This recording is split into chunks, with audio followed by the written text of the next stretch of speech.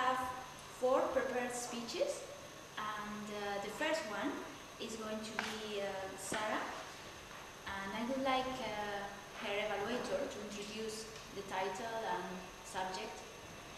Yes, Sarah is giving the second speech from the Competent Communicator manual, so the one that comes after the icebreaker.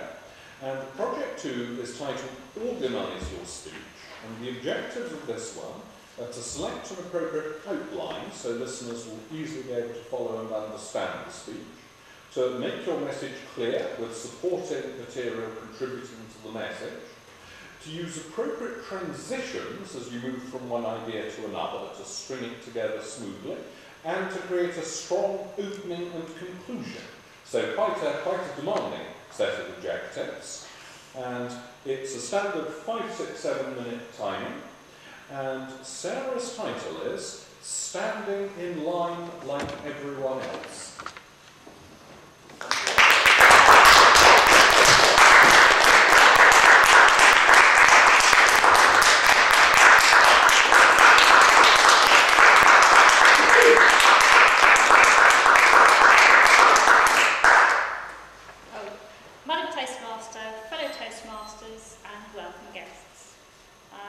In this speech, I would like to lead myself out of pessimism into optimism through the medium of words.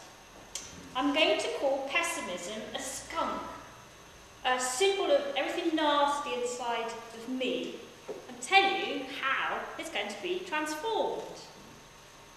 I know I have this skunk inside of me because when I queue up inside a bank to withdraw some cash, I stand submissively out of respect for the system, but I cry, what about me? I'm a breathing, moving individual being required to conduct myself like a kind of zombie from some higher power. I'm standing in line like everybody else. So, a skunk is a black and white, brown or cream-coloured mammal best known for its ability to secrete a liquid with a strong, foul-smelling odour. How do we know a skunk is horrible? Because we learn about it from the use of words. In the same way, I shall transform using words. I searched the internet for emotions. I found out that the English word emotion is derived from the French word émouvoir. This is based on the Latin émover, which E means out, and movere means move.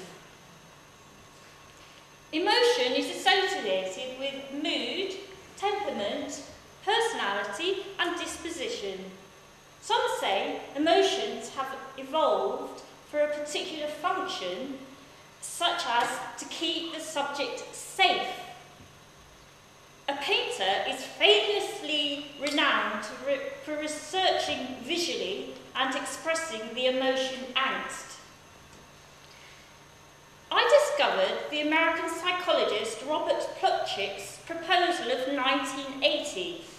It is a two-dimensional circumplex model which describes the relations among emotions. This model is similar to a colour wheel, a palette for self-expression. The vertical dimension represents intensity and the circle degrees of similarity amongst the emotions. He posited 8 primary dimensions arranged as 4 pairs of opposites. There are 8 basic emotions and 8 advanced emotions, each composed of 2 basic ones. 8 raw emotions form the hub of the wheel. From the top is ecstasy, going clockwise, admiration, terror, amazement, grief, loathing, rage, vigilance, returning back to the 12 o'clock position, ecstasy. As I explained, the circle represents degrees.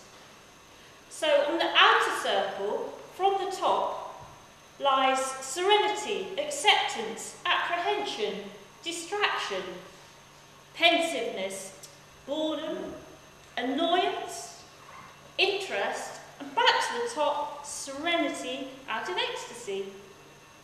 The colours again from the top and clockwise are yellow, bright green, dark green, light blue, dark blue, violet, red violet, orange, and back to yellow at the top.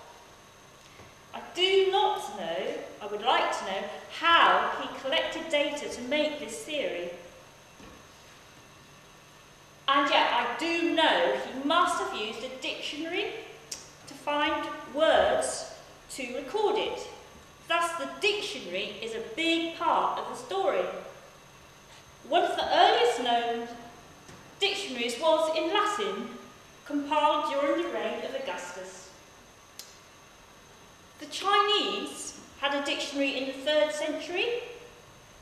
Robert Corddry created the first English language dictionary in 1604, a table alphabetical.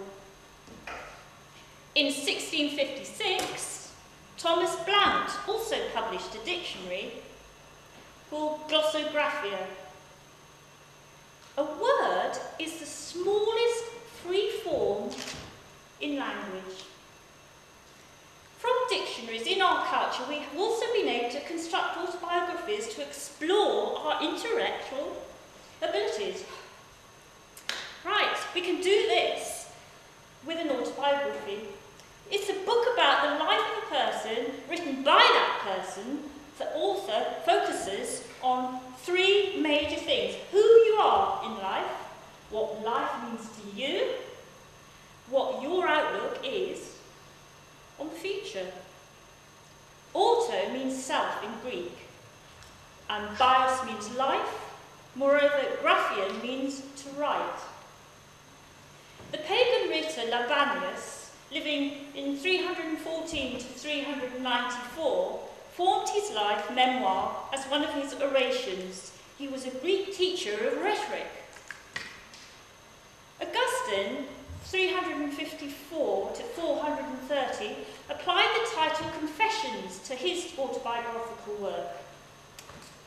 Theories about emotions stretch back at least as far as the Greek Stoics, as well as Plato and Aristotle.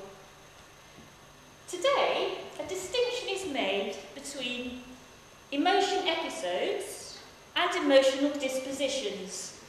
I may be surprised and amazed for 2 or 3 seconds, or love for a lifetime. My sentiments of love for my family and my country fall into this latter category. I now feel more of an individual since I've expanded my knowledge of emotions, putting more light on pessimism, which was in danger of hijacking my colour range. On Plutchik's wheel of emotion, optimism lies between interest and serenity, whereas submission lies between acceptance and apprehension.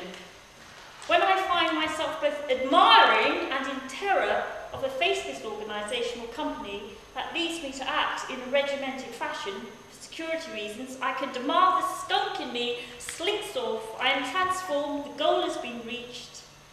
Pessimism personified is properly pushed on its own satisfactory path into the sunset without me. Now you see the result.